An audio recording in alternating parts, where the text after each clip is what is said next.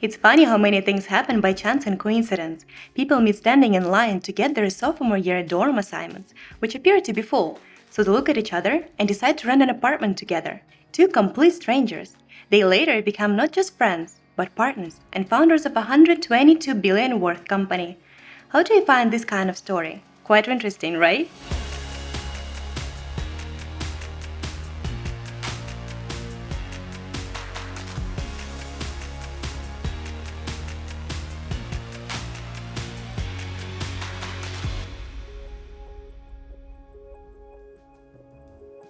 This is exactly how the long ongoing story of Starbucks began.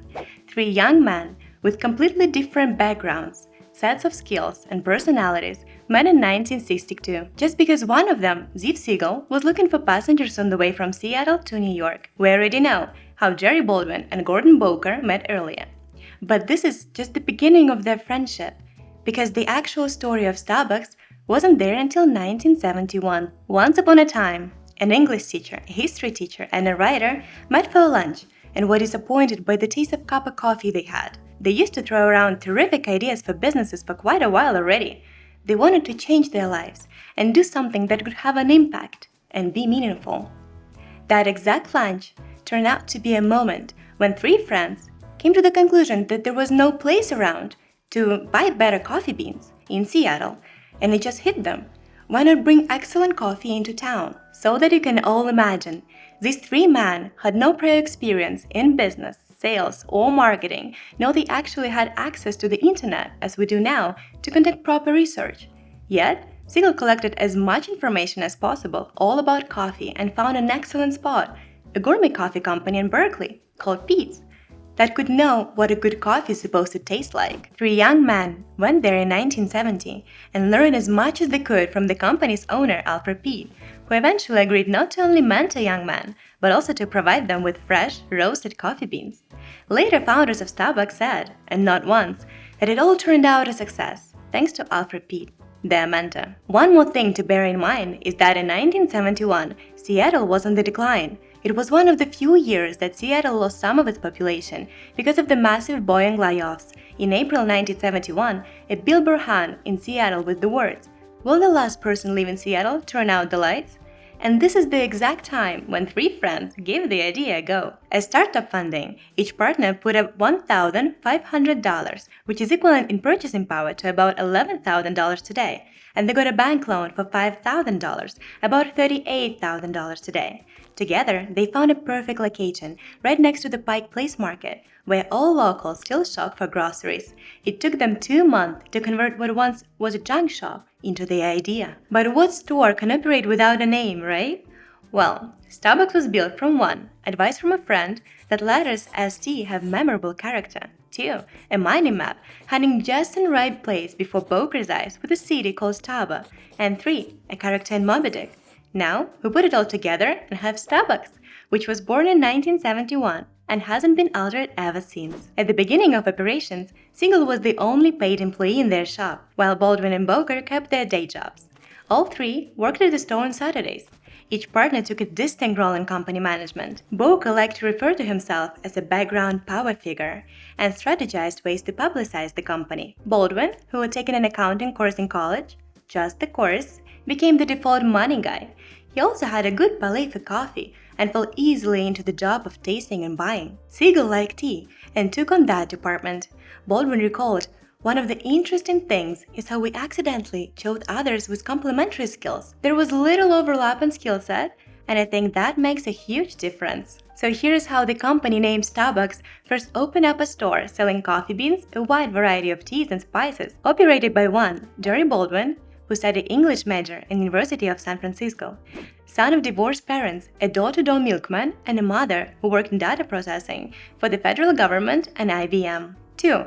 Gordon Boker was raised by his mother because his father died serving in World War II when Gordon was just 3 months old.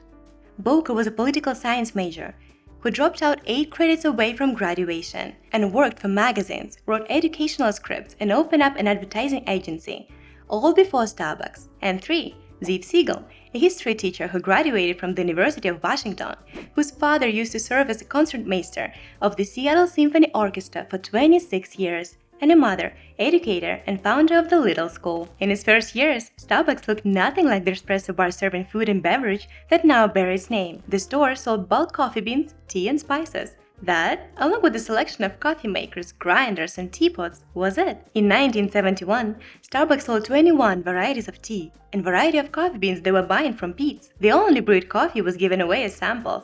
They used coffee to get people passing by the store to engage with them. As simple as that. Would you like a sample? Oh, sure. And that would root them in the store.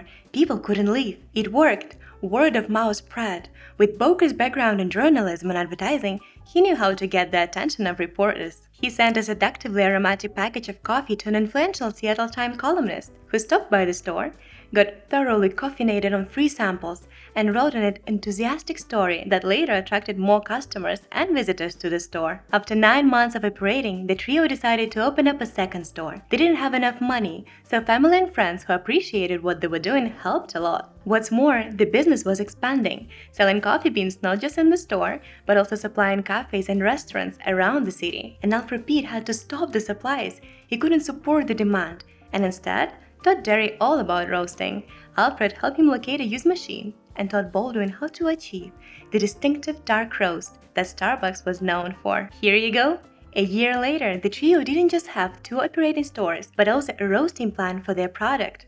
That was the time, a year of operations later, when the company started hiring people.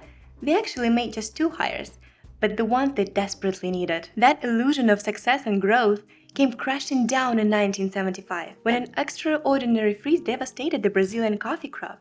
Coffee prices spiked. As prices rose, sales declined. Starbucks stopped offering free samples of brewed coffee. For a while, Starbucks supplemented its income by roasting barley for another company that sold it as a coffee substitute. It was tricky, with the barley often bursting into flames. Eventually, Baldwin gave up that deal. And topping off the bad news, the Surgeon General issued a warning that coffee drinking might increase the risk of cancer. How do you like this kind of external impact? The one you cannot control or even predict to get ready for. By 1976, Starbucks was struggling to stay afloat. Their third location had proven to be disappointing, and so was the cookware line that was urged by Siegel as an idea to expand their business. The store manager actually took to buying pots and pans herself just to boost sales. Eventually, Starbucks sold the lease of this location and opened a new store in Bellevue instead, hoping that it would be a better location. In an annual report dated 12th of August in 1977, Boker wrote, "Fellow capitalist, another year of growth and change, progress and uncertainty, toil and sorrow, tears and laughter has passed, since we last spoke corporately with you." At that time, coffee prices soared and retail sales were down 25%.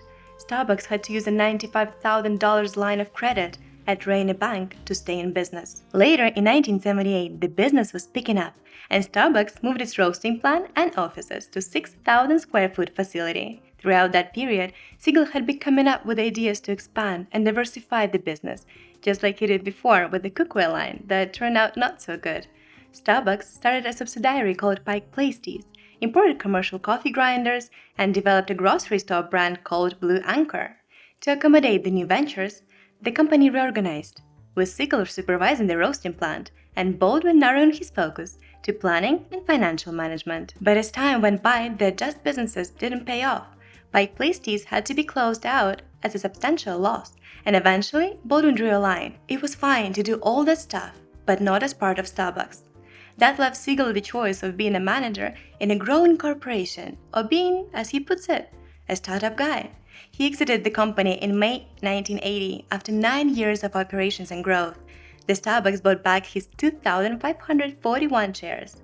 At the same time, Starbucks' core business was taking off. For its 1980-1981 fiscal year, sales swelled to $4.4 million, up to 49% from the previous year. Siegel never regretted he left Starbucks because, as he reflected, "I'm a startup guy, and I know who I am. I'm an early-stage entrepreneur. I've been all my life." If he had stayed at Starbucks, he would have felt driven to continue working on new things, which was not what the company needed to grow. Everyone, including Siegel, knew that it was okay for him to leave and do what he loves. Going back to Starbucks, the company opened its very first coffee bar selling brewed coffee along with beans and teas in 1982. But don't get too excited. It was not because the board thought of it as an amazing idea that would bring them a fortune in the foreseen future, but just because it was a good idea to experiment and offer a little more to their customers. That September, Starbucks hired a director of marketing, a New Yorker named Howard Schultz. As you may already know, thanks to him, we all know Starbucks as it is today. But we will get there later, because this is a whole different story of Starbucks. First, how did Howard Schultz take over Starbucks? An interesting thing is that Schultz first encountered Starbucks when he was working at Hammerplast. The coffee shop had 5 stores in Seattle and caught his attention when it ordered an unusually large number of drip coffee makers. It might seem odd today, but in 1982, drip coffee makers were just gaining popularity, and any number larger than regular could intrigue a salesman. So, Howard came to Seattle, visited the Pike Place Market store, toured the roasting plant, met Boca and Baldwin, and was smitten. The creativity and idealism fueling the young company dazzled him. "It was my mecca," he later wrote. "I had arrived." Schultz wanted a piece of it and set out to woo the owners. Joining Starbucks would mean moving across the country and taking a significant pay cut, but Schultz was certain it would be the right move for him. You might be wondering, why would anyone reject a better job and turn his life upside down for something he barely knows? Well, there's no answer to this. It was just how Howard felt. He wanted to be a part of that company, getting a high-quality product over to their market and been doing impressively well, despite the fact how little their market was back then. It took a year to persuade Baldwin to hire him as a director of marketing. Sometime after his first visit, they met at a restaurant in New York. Schultz, wearing one of his best suits, made his case to the more casually dressed Starbucks board of directors: Baldwin, Boker, and a business consultant, Steve Donovan. After hearing Schultz's speech, the 3 Starbucks leaders discussed whether to hire him. The decision was against it. Schultz, shocked and devastated, was not about to accept that answer. "Jerry, you are making a terrible mistake," Schultz told him by phone, then laid out an impassioned defense of his proposal. Baldwin went back to his partners with Schultz's plea. So they thought about it, and the veto was withdrawn. They offered Schultz a marketing director position. Tall, avid, assertive, and dressed for success, Schultz stood out among his more casual and low-key co-workers at the Starbucks warehouse offices. His forceful presence in the company ramped up the temperature for everyone. He wouldn't let anything stand between him and his objective. He'd knock it down like a bowling pin. This is exactly how his colleagues at Starbucks described him. Intriguing, isn't it? A year later, Starbucks sent Schultz to a trade show in Italy, where he had his first latte. He came back to Seattle charged up about the potential for espresso bars. For him, espresso was the future. It seemed so obvious. Starbucks sold great coffee beans, but we didn't serve coffee by the cup. Baldwin disagreed with Schultz's portrayal of events. In fact, Starbucks was already selling coffee by the cup at its U District store and planned to continue adding coffee bars. But Baldwin did believe in retaining the focus on selling coffee beans. He knew that Peet's popular coffee bar in Berkeley provided only about 10% of its sales, and Baldwin acknowledged that neither he nor Boker saw the huge potential of espresso drinks. But Schultz was determined to demonstrate that potential, and they agreed to open their next store, including an espresso bar. While Schultz was working with daily operations and planning on another opening, Baldwin had more pressing issues on his mind. Starbucks had an opportunity to buy Peet's, the West Coast's premier specialty coffee company, and Starbucks' alma mater.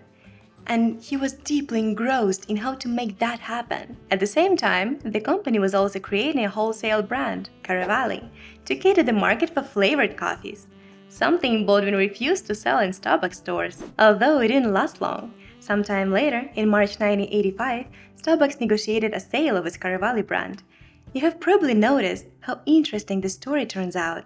Although the company is growing, the board is always looking for opportunities to diversify and offer a little more.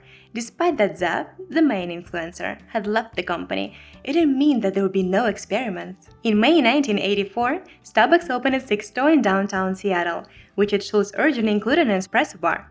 It was extremely successful, opening at 7 a.m. to draw office workers in the neighborhood. That August, Starbucks opened a store in downtown San Francisco, their first spot outside Seattle.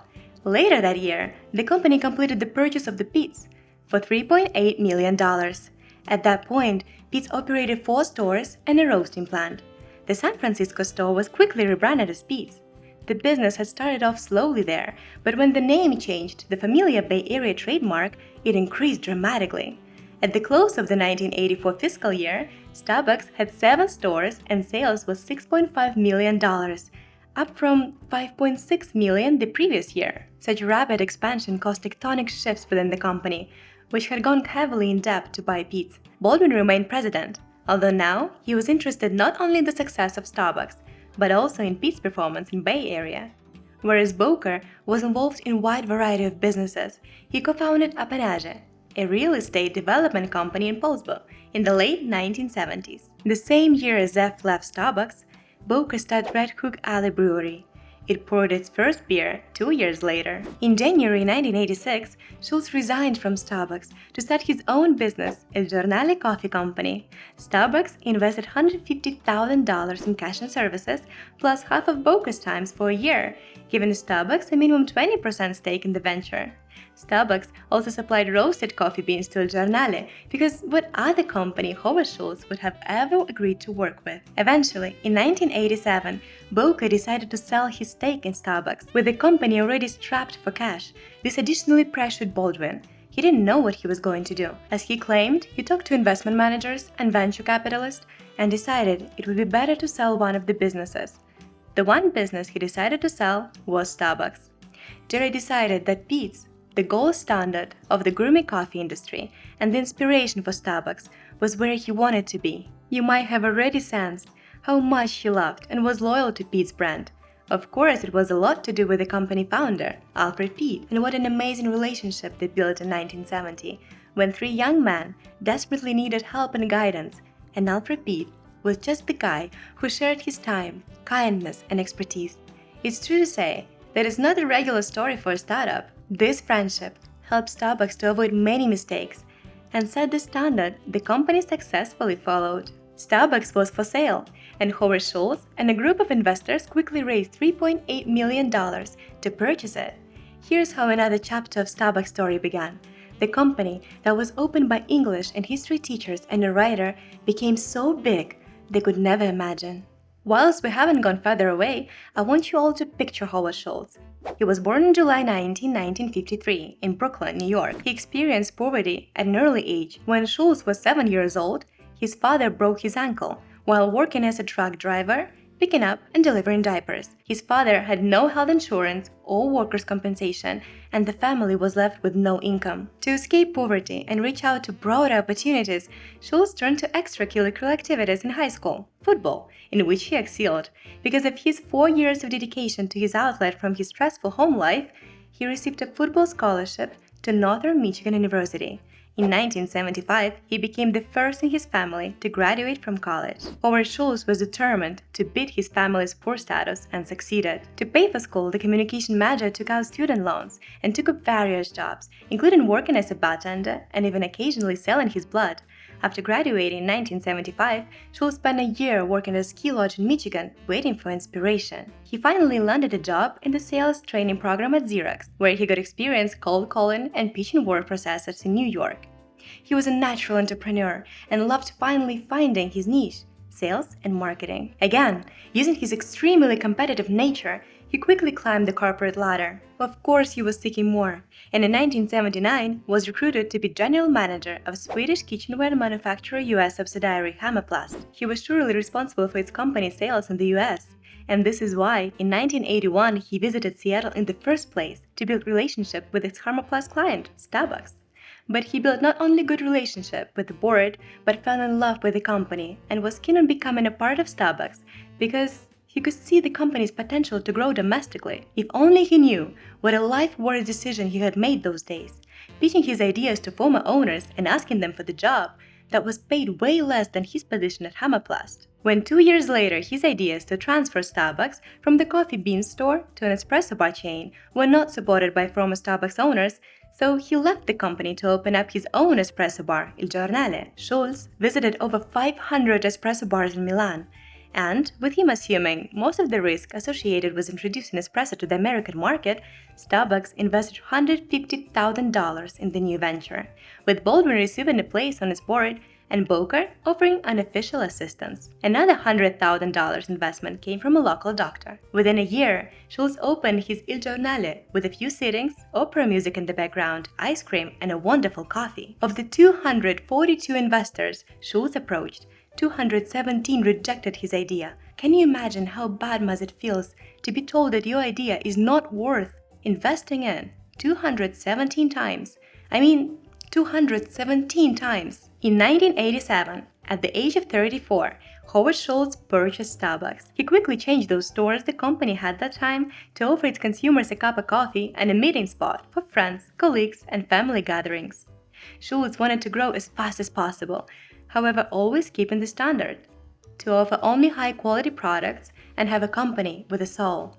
The soul he fell in love with 6 years ago. When searching for the company's timeline, you are most likely to get results with just the dates, number of locations opened, and billions of dollars in revenues. However, this story is not about just those figures. I mean, of course, they are impressive, but the story is about what did Howard Schultz do to achieve all those figures.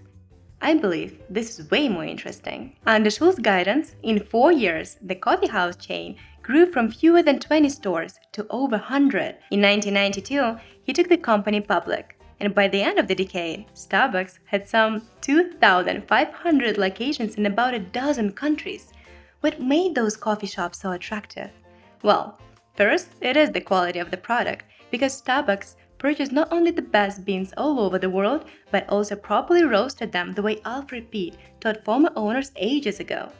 Starbucks had its own standing out point: dark roasted coffee. Second, Schultz didn't believe in franchising and made a point of having Starbucks keep ownership of every domestic outlet. Although Schultz has said, and many times, that he was looking up to McDonald's expansion and did learn a lot from it, everything except franchising. Not only he owned every domestic store, but also made each of them special, different from one another, because it had crucially affected the store's atmosphere. And for a social hub, the way Schultz wanted to see Starbucks, the atmosphere was the key. The company was also selling music as part of the coffee house experience, and they started to sell their music on CDs first because their customers had no shop to go to for anything that was not being played on the radio. So, Starbucks offered this music to people, and sales were promising, with annual album sales of 3.6 million units, or approximately $65 million in music revenue in 2006. This is probably how much the atmosphere of Starbucks is worth. Not bad at all. Later, Starbucks stopped selling CDs because they were no longer needed. Thanks to partnerships with Apple and Spotify, the music played in the stores was available online, so you as a consumer could carry the Starbucks atmosphere everywhere you go. Another highlight that made this company different is the way Schultz treated his staff, or how he prefers to call his employees his partners. Because of his father, and that Schultz Sr. had never had medical insurance nor respectful treatment at his job, it was very important to Schultz to provide a safe environment for everyone working at Starbucks. Schultz insisted that all employees working at least 20 hours a week get comprehensive health coverage, including coverage for domestic partners. Then, he introduced an employee stock option plan. These moves boosted loyalty and led to extremely low worker turnover, even though employee salaries were fairly low. This loyalty later led to employees' overall satisfaction and desire to go an extra mile for Starbucks customers, warm welcoming them, educating them on coffee, and just strengthening the atmosphere the brand was given to people. Some people say it is important to always be in charge.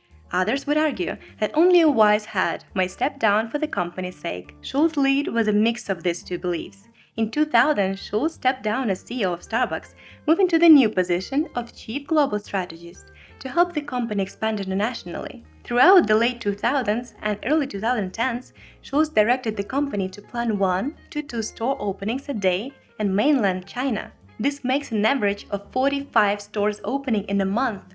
While he was away, Starbucks' market share in the US was lowered because of various coffee wars with McDonald's and Dunkin'. Let's take a break from Schultz and explain a little more about what does a coffee war actually mean. Well, it is mostly about marketing activities and promotions, because McDonald's, Dunkin', and Starbucks have always targeted different markets. It may seem weird, why would there be anything to be fighting for? But just think about it.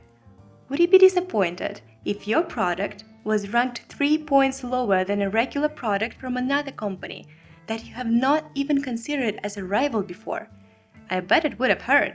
This is why that time was named the Coffee Wars, as companies selling coffee would try to manipulate the market. Rumor has it, Schultz came back to the CEO position because he could no longer stand the smell of burnt cheddar in sandwiches offered in Starbucks stores. The company, which had long sought to bring an authentic Italian coffee experience to the masses, was in his views becoming watered down and warmed over. So, he returned as CEO during the height of the 2008 financial crisis. And truly, it was not just for the sandwiches.